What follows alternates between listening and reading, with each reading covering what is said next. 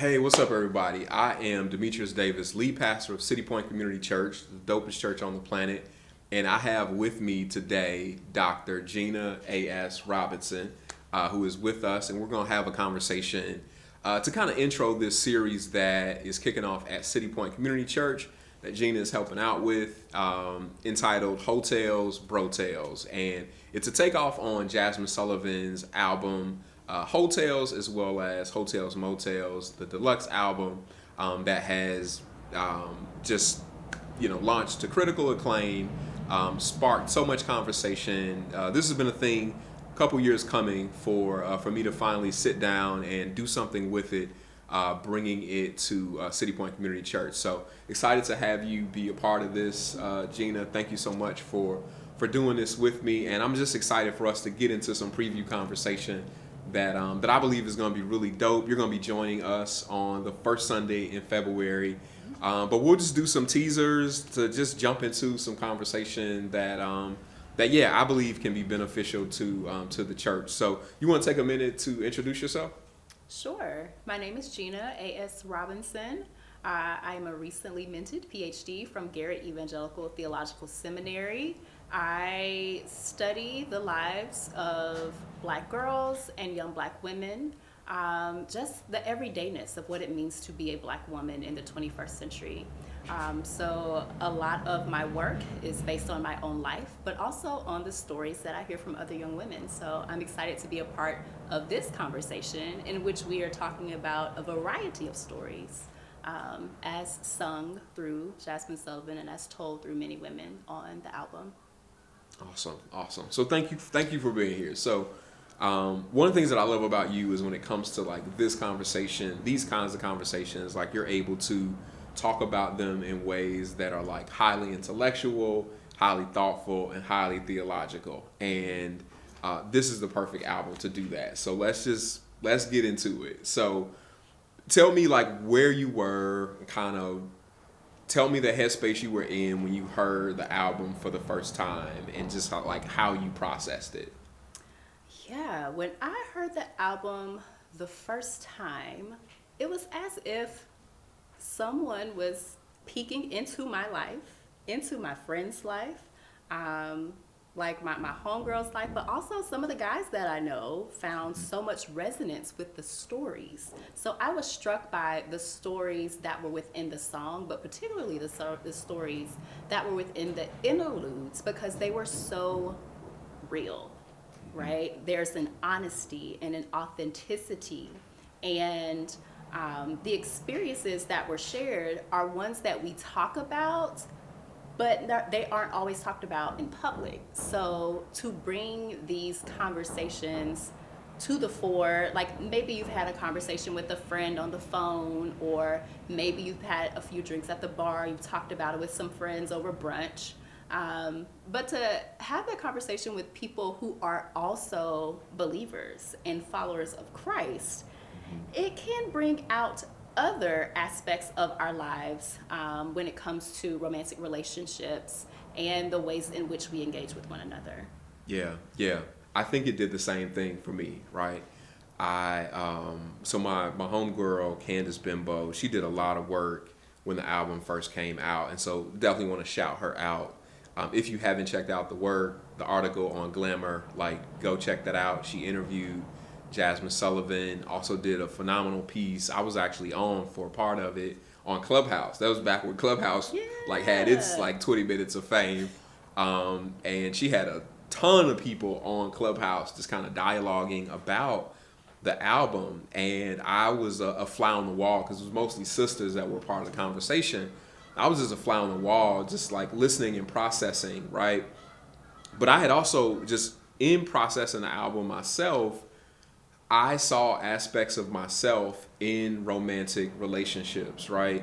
I think another thing that it did is it gave me purview into the lives of some of the women that I pastor, right? As pastors, we're always trying to exegete the crowd. And in order to do that, like, we need to know the lives of the people. And so I felt like Jazmine was telling what sisters would not tell about their own lives. And so I so appreciate, Jazmine, if you ever watch this, like, thank you for your vulnerability in that album, because like you said the words that are on other people's hearts that they needed to express, and you made people visible that that need to be made visible. So thank you for doing that. So that's how the album hit me. I have played it over and over and over. Now I'm hooked on the Tiny Desk concert of it.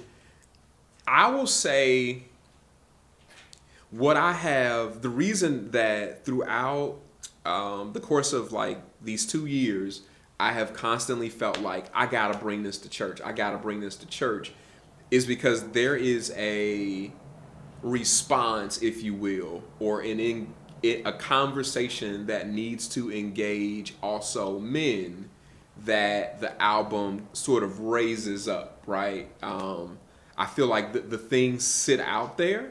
And there's a piece that not that brothers need to respond to, but a tension that brothers need to sit with, resolve within ourselves.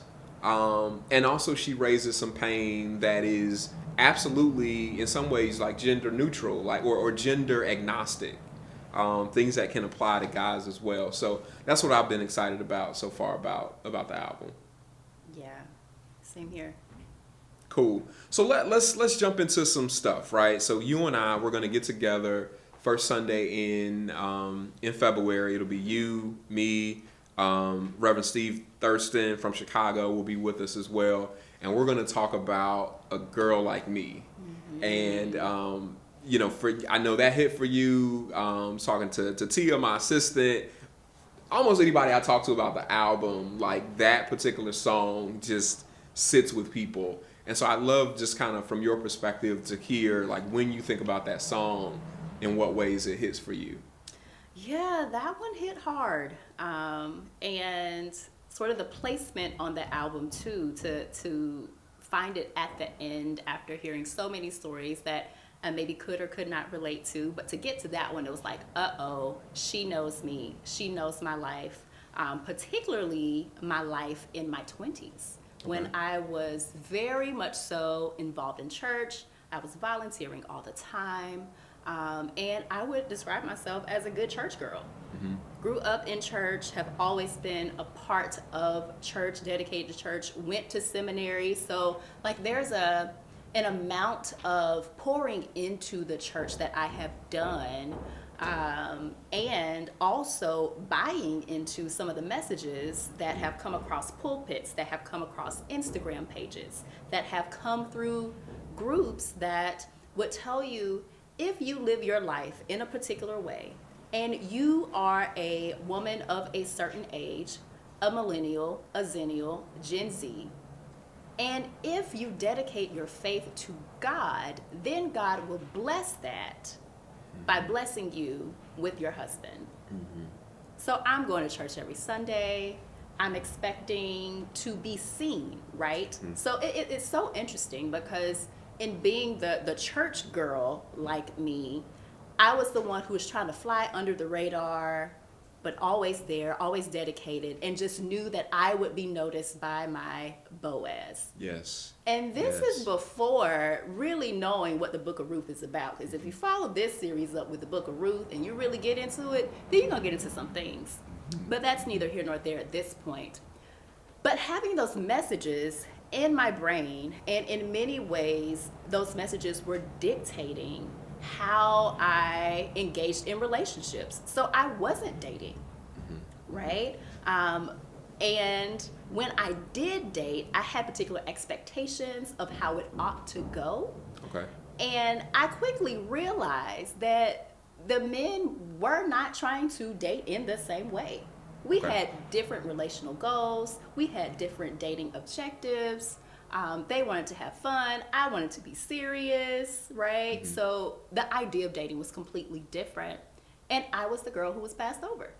Okay. I was passed up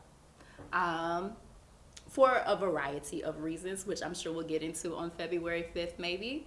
But it was reminding me, the song A Girl Like Me reminded me of who I was in my 20s. Mm-hmm. And it also lets me know that there are still women out there who feel that way. Yeah. Right? And it really just sat on my heart and made me think about the church girls who are a girl like me, who maybe have not heard a message of liberation, right? Mm-hmm. A message of freedom to let them know it is okay to date. Mm-hmm. It is okay to date more than one person, Mm-hmm. right?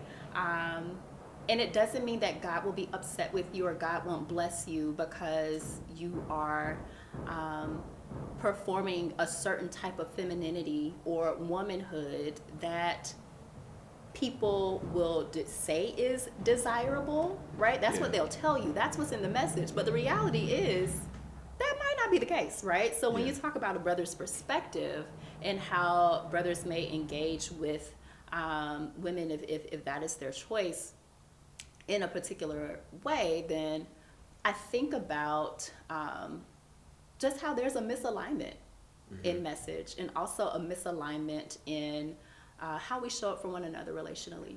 Yeah, yeah. It's funny you talk about your 20s, right? Because I tried the purity thing in my 20s too. I moved around a lot as a teenager, and when I accepted my call to preach, I was just like, first of all, preaching was like the last thing I ever imagined for myself to do. Like if I had to line up like a list of 100 things, like there were some very seedy, underworldly things that would have ranked higher than being a preacher or a pastor. And so when I felt the call to preach, I just wanted to be serious about it. Like I was like, if I'm gonna do this thing, I'm gonna do it, and I'm gonna live it the way I feel like it's supposed to be lived, or I'm just not gonna do it at all. And so, girl I was dating at the time had the conversation like, we can't keep moving like this. Like we gotta shut that down. And it was weird for her. And what was funny is like, she was like a church girl, but me talking about this transition was like, she wasn't really feeling that. And so, you know, in my 20s, kind of made transition into the purity thing, was still at that place when I met Carla, my wife, and generally we held out until marriage, right? Let me just leave it right there. So what I will say is I never felt any pressure to perform that. If anything, I felt empowered because I was doing this very noble thing, right? And I always felt like if I happened to make a decision to do otherwise, it was fine. And at the very least, like, I was not worried about God not allowing me to find a good wife. Like, as a black man who was young and a preacher and who could preach, like, I never worried about like being able to find somebody, especially women in the church. So the pressure was different. But the messages around purity culture, I definitely, I won't say I got them from church. I got them from like Christian pop culture, right? The stuff on the Lifeway bookstore bookshelf all led toward that. What I'm sensitive to, you know, to the point that you've made, is that there are women who were engaging in that same kind of Christian pop culture messaging at the same time that I was around sex and sexuality. And they were given promises like I was given promises. I'm living, one would argue, out those promises right now, or the fulfillment of them. But in reality, I'm probably just living out just some sociological dynamics, right? That have nothing to do with my faith, nothing to do with my performance, all to do with like, these are the numbers. These are how many heterosexual brothers have been like taken off the field. How many of us died? How many of us have gone to prison? How many of us are still in prison? How many of us are, you know, run down the line, like how many things? How many of us did not go to college? How many of us are not eligible? And the numbers are just skewed. And so because of that, we have a dynamic where the guys who did that or tried to do that or didn't do that at all, talking about the purity thing, they found somebody. And how many of my sisters did not? And that sticks with me. And it troubles me as a pastor to mostly millennials, mostly millennial women. I'm watching us age.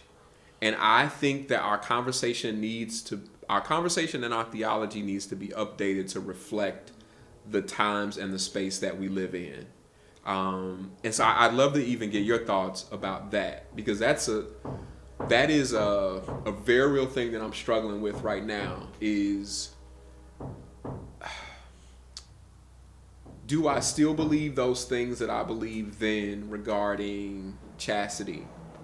I'm also thinking about it as a parent, right? A parent to a girl, 6-year-old, fit to be 7-year-old girl who is going to have questions about these things when she's 13 and 14. And so I have to have a theology that works for the 40-year-old millennial sister and also the 14-year-old daughter who's going to be 14. So interested in kind of where you land with regard to that. Yeah, that's a really great question to think about the age spectrum, right? Because the conversation starts before you're 30, before you're 20. The thoughts, the wonderings, the desires, not knowing what to do with it, the awkwardness of it all, which may stay with us until our later years, depending on how we begin to have the conversation with ourselves, with others, and with God. But I really believe that the conversation starts with us, right? And knowing our bodies, loving and appreciating and understanding our body, and knowing that our body is good, right? God made our bodies. God made us good. That's it. That settles it, right? Even if we make mistakes with our bodies, God still loves us. Even when we don't, or people do not love us well, God still loves us. And we're still able to live and see the next day. So if we can think about ways to talk about self-love and affirmation of body, and even inquiry of body, right? What does it mean to get to know oneself through their body, through your body? What do you like? Right? What do you appreciate about your body? So that when you're relating to another human being, if they appreciate that as well, that's a thumbs up, right? But also being open to someone telling you you're beautiful, right? And being able to tell yourself that too. So I think some of it starts with what we say to ourselves, what happens up here, how we view ourselves, and trying to build and develop a positive outlook on self.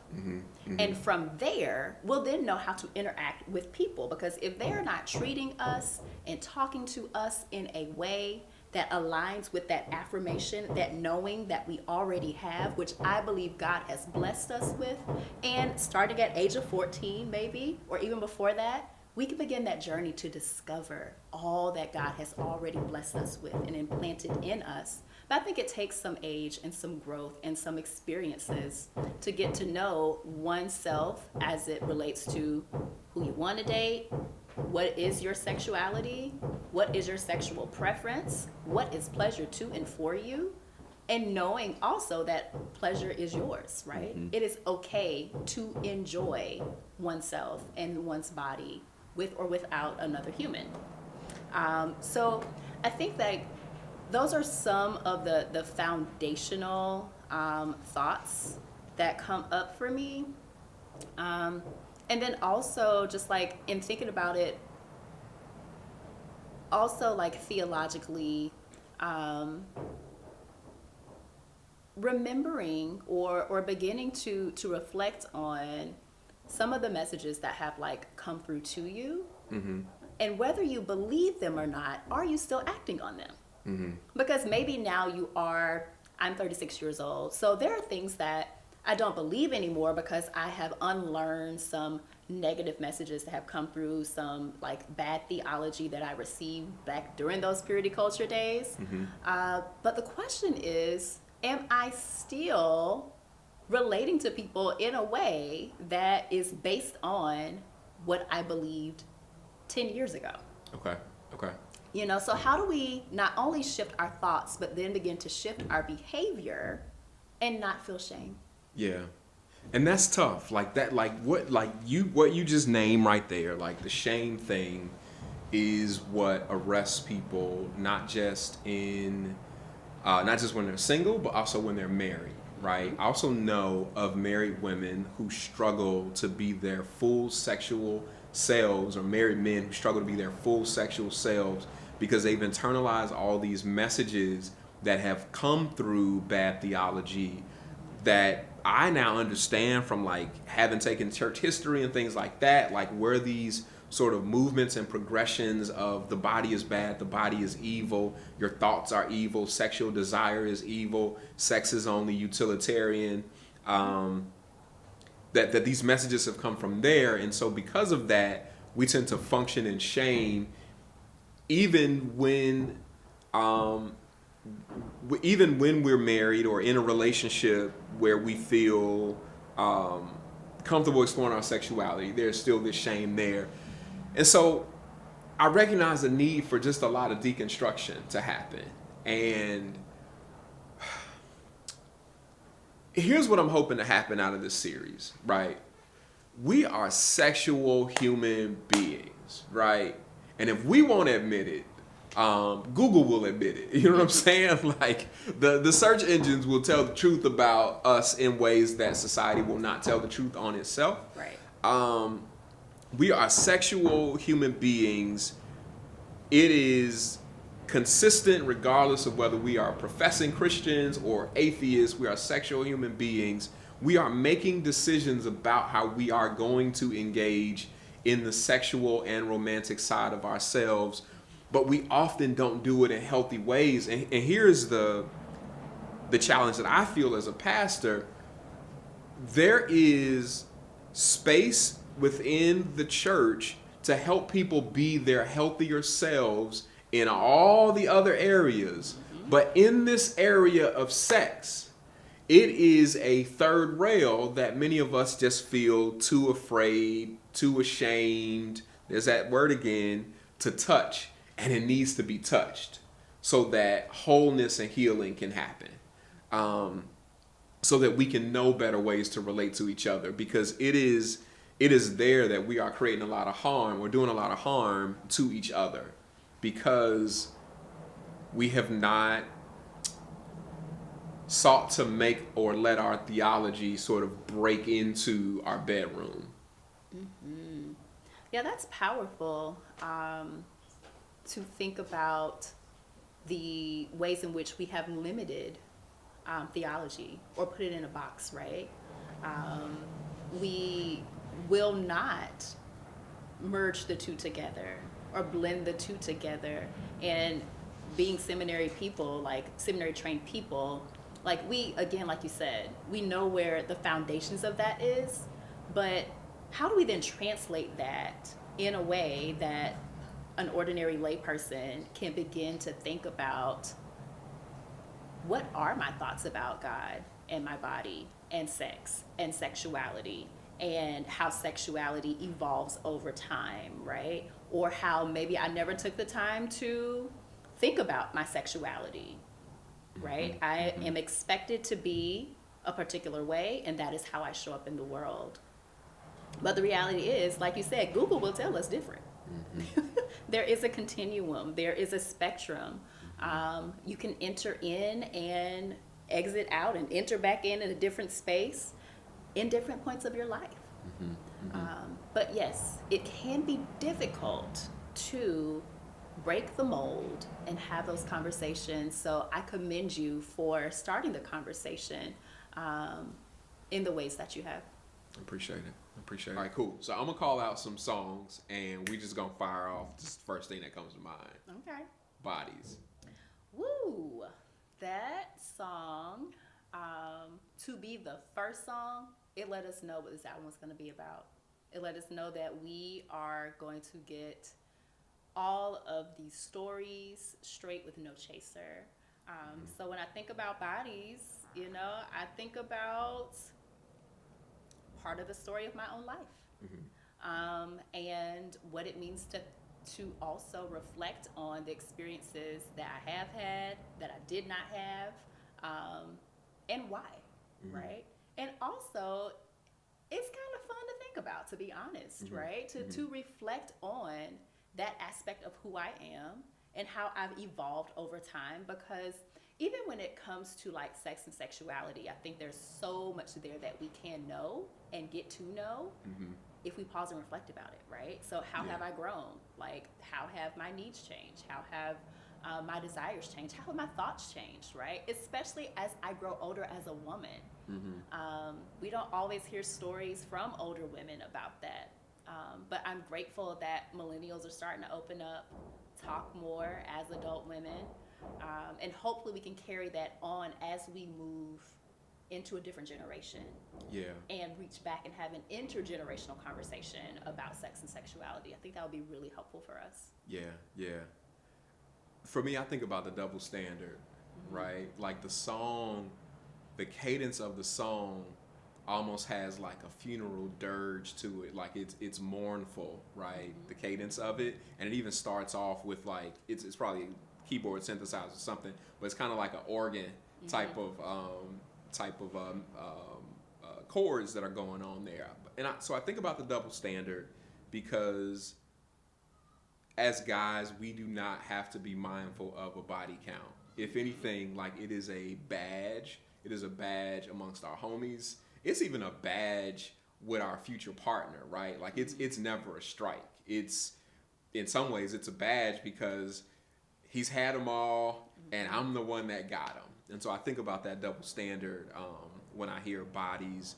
I do though appreciate her acknowledging the recklessness of that, right? Like Right. you can't keep moving like this, and not recklessness in a sense of you've had too many partners, but you don't know who you went home with, right? Like she says like my mama wouldn't like it if she knew about all my rendezvous and all my whereabouts. Like Right. yes, like there is a safety component and a mindfulness component that needs to that we need to function with regard to our bodies. So think about that when I think of that song.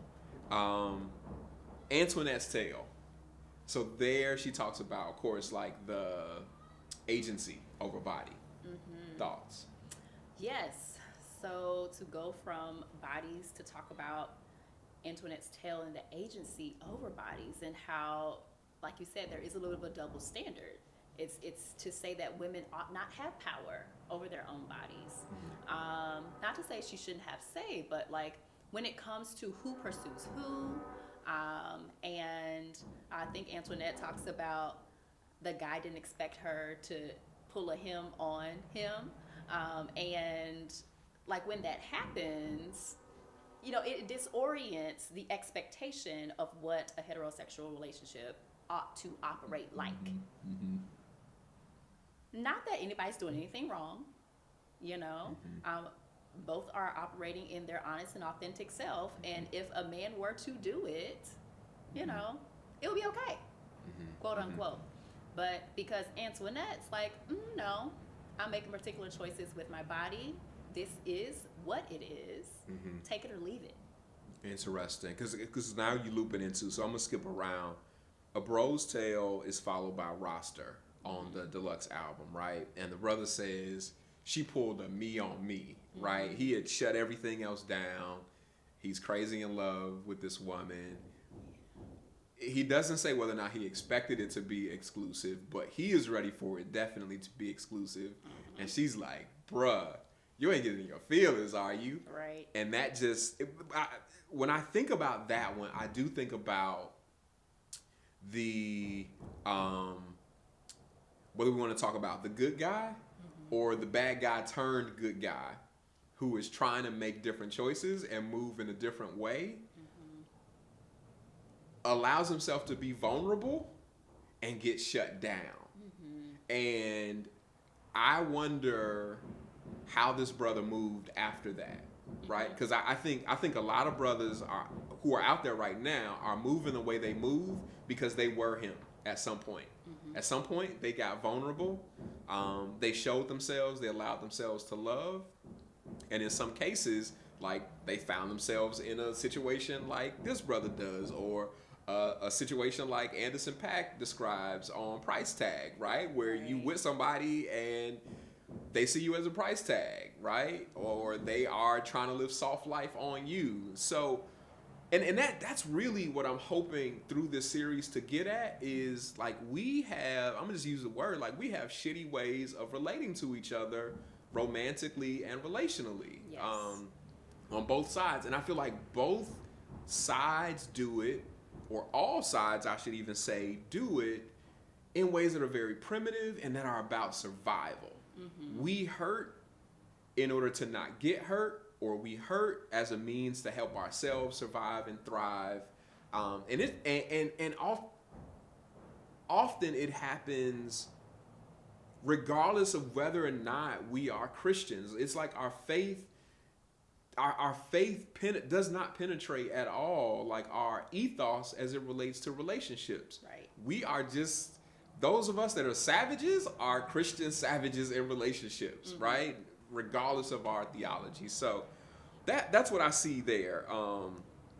When I think about sort of Antoinette's tale, a Breaux's tale, and roster, I want to jump back to what you call like a triad. Is Ari's tale, Put It Down. It's actually 4 on it, and then Donna's tale. Donna's tale is the one with the Hammond B3 organ in the background. It's the aunties talking. What comes to mind? Ari's tale, Put It Down, on it. Yeah, the word that comes to mind for me is pleasure. Okay. Right? If there was a theme that could be unearthed from those 2 songs and those 2 interludes, I would think about pleasure and how one, in this case, a woman or women, desire to receive said pleasure or give, right? And conjoined with pleasure, I would again think about power. Yes. Because whether it's the man putting it down, or Ari being like, you know what, I'm kind of a fool right now, but what I'm getting is good, so I'm gonna keep getting it. And then you have On It, right, in which the woman is taking more of a lead and asking the man, like, do you actually deserve what I am offering or sharing with you? So when we think about, what can or does happen in a bedroom or wherever you are, I think the exchange of power is always at play. It's interesting because I think we all generally care, like, a theology of power, right? Of who can have it because of what God desires, right? God desires for men to have power, is how some people think, right? And so in every aspect, whether it is government, household, everyday society, bedroom, that's who's supposed to have power. And some folks have embraced it, like, regardless of gender. Men are supposed to have the power, right? And it's a crazy unfair burden. Number one, it is a crazy assumption to make. I think brothers, we lose out when we approach things that way, and certainly sisters lose out as well. So I'm thinking about how the Christian bedroom would be different if we could, like, throw that theology in the trash, Right. and step back and embrace women being their full sexual selves. Like, I think all of our bedrooms would be better if we just embraced women being their full sexual selves. And And I think honestly, like that's why On It hits for me like that, right? Like it is this imagery of this sexually aggressive woman, right? And I think that's beautiful. Donna's Tale gets into the power that possesses, right? Yeah. That everybody actually knows but don't want to talk about, right? And she talks about it as everybody tricks, right? But what she's really talking about is power, like the ability to get what you want because what you have and what you put down is so powerful. Put It Down talks about the power that men have. Right. You know what I'm saying? Same thing, exerting sexual prowess. You can live with your mama and still get all the things that you want, right? Yeah. Like it's crazy. I think what's core though is how we decide, and this is where we get into the ethics, how we decide to use that power, right? It can be used for good or evil, you know? Who you want to be with the what is it in Black Panther? What's the power that they have? Vibranium. How are you going to use your sexual vibranium, right? Yeah. For good or for bad? Are you going to be Killmonger and try to use that vibranium, or in this case, your sexual vibranium for bad? Right. Or are you going to be T'Challa and leverage it for good? And I think that is the question in front of all of us. Absolutely. I was also thinking about when you were talking about gender and kind of how we have these expectations upon gender, how there may be men who don't want power, right? There's always an underside, right? We expect men to be the powerful one. And then you have men who are like, you know what, I'm good off that, but they may feel they have to live into it. Yeah. You know, so there are the pressure pressures is real there too, right? Yeah. Pressures on both sides. And I think that if we rethink our, as you put it, theology of power, it will alleviate so much pressure and allow for more pleasure. I love that. Less pressure, more pleasure. I need that on a t-shirt. There we go. Okay, all right. I'm gonna call out a couple more. The Other Side talks about like the soft life, which I just got put up on like as a thing. Yeah. So, what comes to mind when you hear The Other Side? When I think about The Other Side, the lyrics of The Other Side, I think about relational goals. It's like, what do you want out of a relationship? And maybe you want a millionaire, right? So in this song, Jazmine Sullivan is talking about that. She's just naming it, right? It's not one of those, I just want someone who does well, has a good job. No, I want a millionaire. Okay. I don't want to pay all my rent, right? I don't want to think about those things. So talk to me about that, because you got like 33 years of education, right? Feels like a lot of them, right? So like talk to me about that, right? Somebody that has like there is no more education left for you. Like it is. That's it. Like you're at the end of the track. There is no more train track left for you to go. That's you right. got all of it. You're telling me that like I'm just trying to square. Okay, let me ask you this. So, if you married a millionaire, yes, would you continue to still go after all of your professional pursuits? that is. Or you just trying like Range Rover, and oh my gosh, Range Rover and drop the kids off at like you kind of lighten up as I talk about this. Like drive the Range Rover, pick the kids up from school, take them to soccer practice, and Dr. Gina A.S. Robinson, mom. You know, it sounds like a dream, right? Okay. When I think about the song and now the way in which you're describing it, okay. As a person who has attained a PhD, as a person who currently has a pretty decent job, what would I do if I married a millionaire? I would say I don't know that I would continue to work the job I have. I would likely go into service, right? I would probably become a professional volunteer, whether Okay. that means I am taking time in my child's school.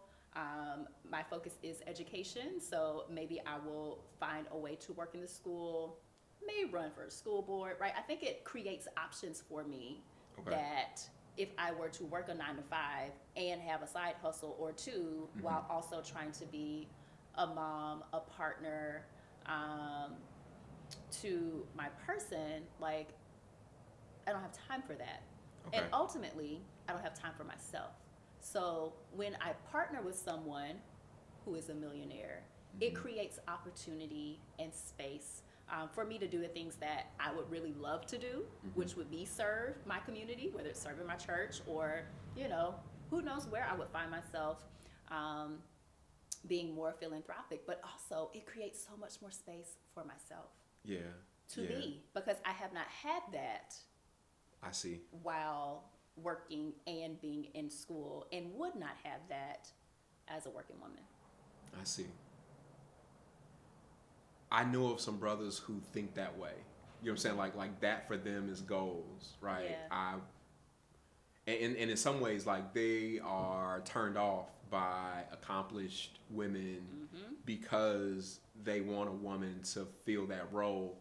Hearing from you and me understanding the soft life dynamic a little bit better suggests to me that we need to have more dynamic conversations because, bruh, like the fact that she's got degrees and all those things does not mean she is not also aligned to picking up kids from school and volunteering and those types of things. And I think that's why that dialogue is important for us to have, you know. Wow, it's interesting. Just as I process that, because what you described in my mind, I'm envisioning white ladies. You know what I'm saying? Like, and just keep it 100. Like, a lot of my understanding of a lot of why white women voted for Trump is the notion of what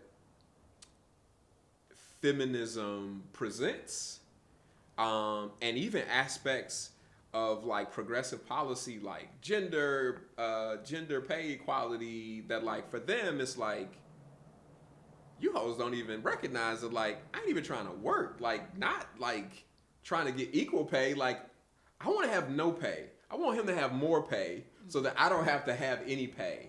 And so I've recognized that about some of their kind of thoughts, but I had never imagined really that many black women wanted to live a life that's fine, like not working, not pursuing, just given like the level of education and grind that I see among so many black women that I know. I just had not imagined that that's a thing that they imagine. I need to go home and talk to my wife because maybe she want to chill a bit more too.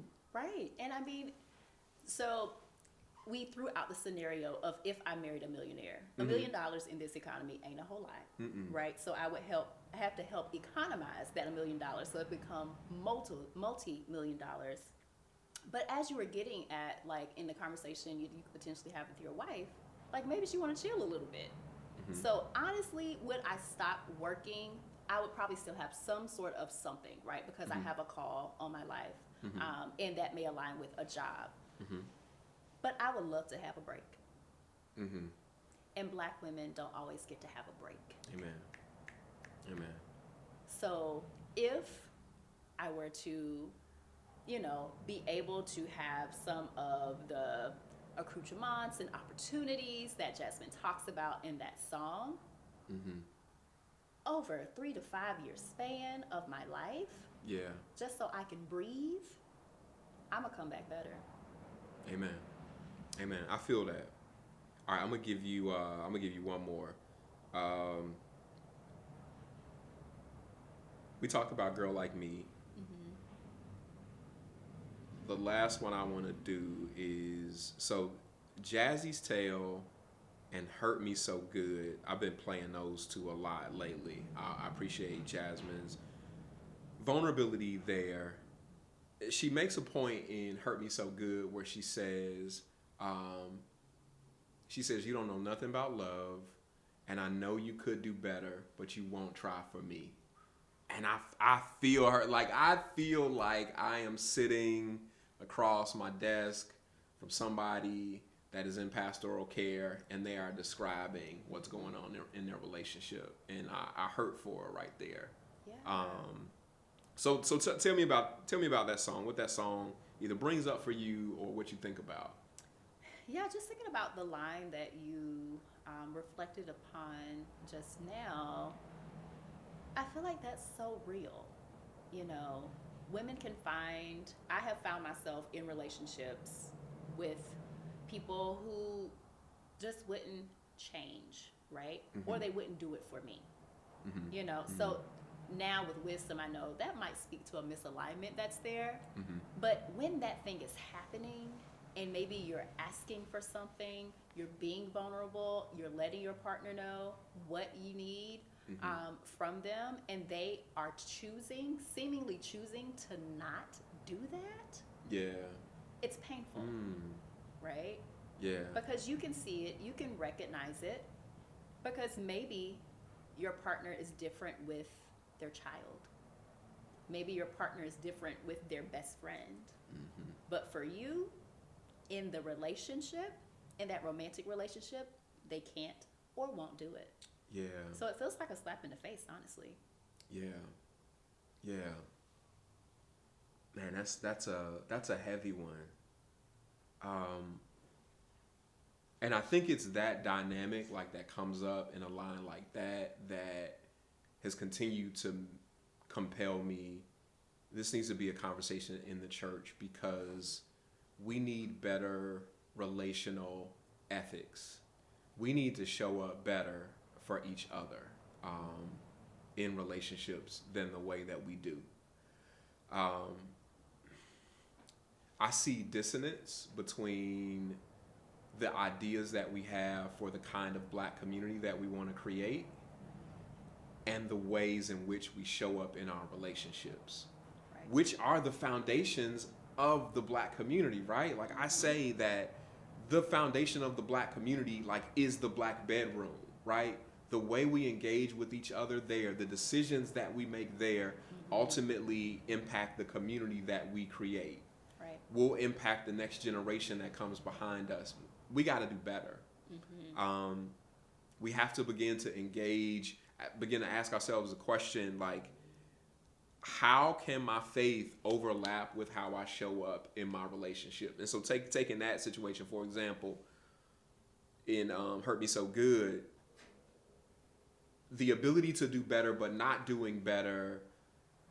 Now I'm thinking about Paul when he talks to Titus and he's like, treat the younger women as sisters, right? Like how does, if we were to embrace that and really embody that in our romantic engagement with each other, treating each other, not in an incestuous kinds of way to think about each other as brother and sister, but truly as siblings, right? Like somebody Right. that when I think about the relationship that a Black man has with his sister, with his cousin, like Yeah. the very protective way, like how many brothers like in jail right now because they dealt with something that had nothing to do with them, but it's because of how somebody treated their sister, their cousin. I mean, Cain and Menace, Cain got killed because Elena's cousin popped up on Cain because he didn't like how he was dogging her out, right? Like Right. that's how that whole shooting happened. Yeah. What if we had that same kind of deep love and care and positive protection for women that we engage with, for men that we engage with, just like we do for our siblings? Yeah. Absolutely. I'm so happy that you brought up like this sibling dynamic, because I am a younger sister of 3 older brothers and 3 older male cousins, and as protective as they are of me, they are also compassionate, right? If someone hurts me, then they feel for me, right? There's like a little bit of anger there, but they're going to make sure I'm okay. And they also don't want to be the one to hurt me. You know, when we were younger, they might pick on me a little bit, but that's all in fun, which can also be a part of a relationship. You know, the humor's there. There's care in that as well. But ultimately, they did not want to hurt me. Yeah. Because they love me. Yeah. Somehow that is not registering in how we relate to each other in terms of how we'll take advantage of each other. And it goes both ways. Right. Women wouldn't pull the price tag type stuff on their brothers. That's right. And they will protect their brothers from any woman that tries to pull that kind of thing on them. Oh, yeah. We got to do better. And I think the church sits at a unique space to call us to our better selves. That is Christianity in a nutshell for me, right? It is calling us to our better selves, and particularly in this space of relationship. So thank you for the conversation. It's been dope. I'm really excited about February 5th. It's going to be a dope conversation. We'll have a chance to let members jump in, attendees jump in, and get some questions in and some feedback. So it's going to be good. It's going to be good. Thank you. Absolutely. I'm excited about it, and I look forward to being with City Point. All right, awesome. This has been Dr. Gina A.S. Robinson. Y'all, thank you for sitting in with us. Peace.